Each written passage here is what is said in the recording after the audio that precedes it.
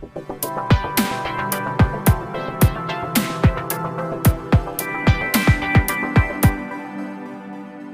तालुक्यातील नेरळ ग्रामपंचायत आर्थिक कोंडीत सापडलेल्या अवस्थेत आहे.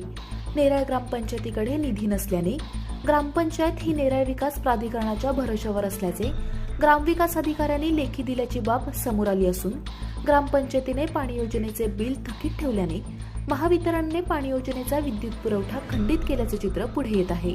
मोठ्या प्रमाणात नागरीकरण होत असलेल्या या ग्रामपंचायतीमध्ये महाराष्ट्र जीवन प्राधिकरणाने 1998 मध्ये नळपाणी योजना राबवली असून या योजनेअंतर्गत उल्हास नदीवरून पाणी उचलून नेरळ गावात आणण्यात येते.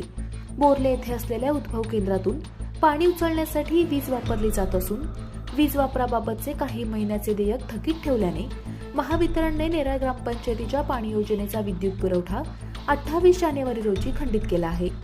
तर पाणीबाणी उद्भवू नये म्हणून ग्रामपंचायतीने जनरेटरचा आधार घेतला असून जनरेटरला लागणाऱ्या डिझेलसाठी 70 ते 80 हजारांचा भार ग्रामपंचायतीवर पडत आहे. तर नेरळ ग्रामपंचायतीची आर्थिक स्थिती खालावली असल्याचे खुद्द ग्रामविकास अधिकाऱ्यांनी लेखी माहितीत सांगितले असून नेरळचा विकास आता नेरळ विकास संकुल प्राधिकरणाच्या भरोश्यावर असल्याचे स्पष्ट होत आहे.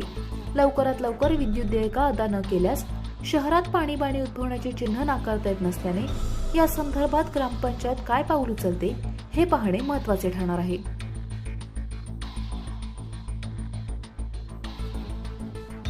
कर्जत लाईव्हसाठी गणेश पवार, कर्जत.